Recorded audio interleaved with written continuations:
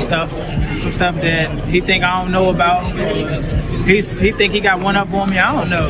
He think he got a mole somewhere. I told him I got a. The boxing world has been flipped upside down as news breaks that Tank Davis has been taken into federal remand over allegations of match fixing in his controversial fight with Lamont Roach Jr. just days after whispers of a possible investigation began circulating. Things have taken a darker turn. The commission gets this right. It was a bummer not being declared the winner on a technicality that could be righted. That wrong could be righted, obviously, and different. It started with reports indicating that the referee in charge of the fight, Steve Willis, has provided key information that supports the claims that the fight was manipulated. Fans and analysts have been questioning how the fight ended in a majority draw despite Roach seemingly doing enough to win, and now with federal authorities involved it appears that those suspicions were more than justified. I think Lamont Roach, I think he landed more punches throughout the fight.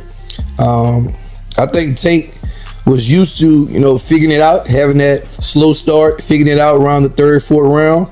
And I think from the moment the final bell rang, controversy surrounded the result. Roach had outworked Davis in several rounds, and many believed he deserved the victory outright. But then came the ninth round, the moment that set off alarms. Davis took a knee in the middle of the action, something completely unexpected, and referee Willis appeared to start the count. However, midway through, Willis changed his mind, waved it off, and ruled that it was not a knockdown. That one decision changed the entire outcome of the fight. If Willis had counted it as a knockdown, Roach would have won the round 10-8, which could have been enough to secure a win on the scorecards. But with the call going in Davis's favor, the fight ended in a draw, leaving Roach stunned and fans furious. No.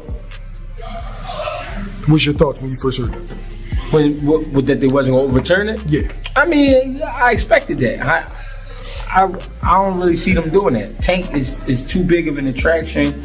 New York, I felt like.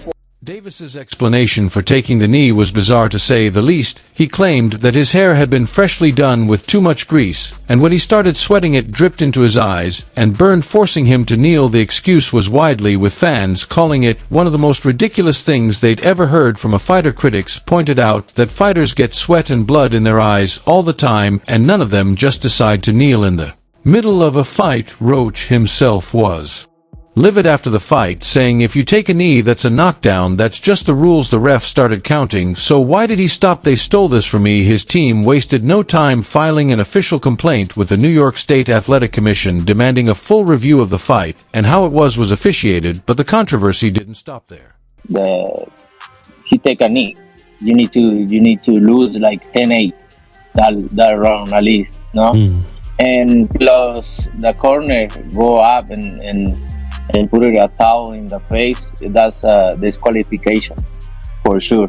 I'm talking about the rule. What made things even worse was a chilling comment Davis made to Roach at the night of the fight, where he reportedly told him, "They ain't going to give it to you." At the time, people assumed Davis was just talking about the usual politics of boxing, where the aside fighter gets the benefit of the doubt.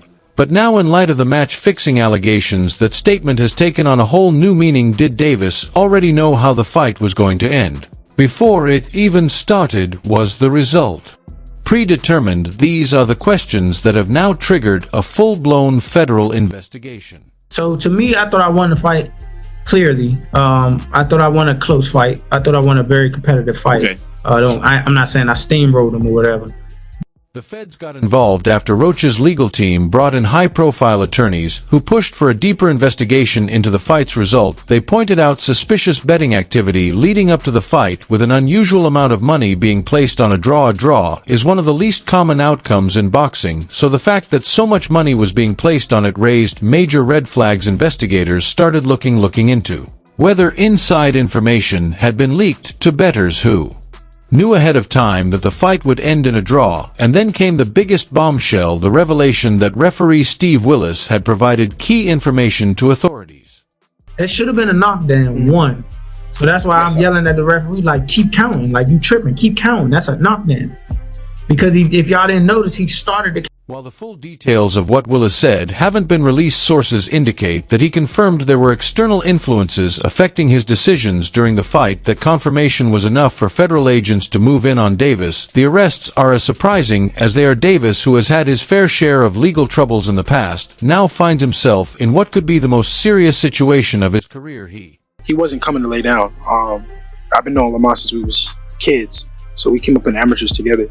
So I knew Lamont was serious. He was coming. If the allegations are proven true, he could be facing not just a suspension from boxing, but criminal charges that could land him behind bars. Boxing insiders are already speculating on how this could affect his career moving forward. Some believe this could be the beginning of the end for Davis, while others think his promotional team, led by Al Hayon and premier boxing champions, will do everything in their power to protect him and keep him fighting. But even if he avoids legal trouble, the damage to his reputation may be irreversible. Like when my back is against the wall or against the ropes, it's like it's time to show up. So it wasn't really hard for me to focus because all I had to do was. Social media has exploded with reactions to the news, with fighters and boxing personalities weighing in. Devin Haney, one of Davis's biggest rivals, wasted no time mocking him, posting, "Damn, first he fakes injuries to duck fights, now he fixing fights. Ain't no way y'all still rocking with this dude." Oscar De La Hoya, who has been a longtime critic of Davis, tweeted, "I've been saying it for years, Tank is protected. The truth always comes out even." Teddy Atlas, the veteran boxing analyst known for his nonsense takes, called the situation a disgrace. I must say, throw it enough. Can you describe what the feeling was like in the ring? And was it to get the towel out, to get the burn out of your eyes, or what was going on? And I didn't want to get caught. I didn't want to get caught while my eyes was burning, and like you can get knocked out like that. So I'd rather take the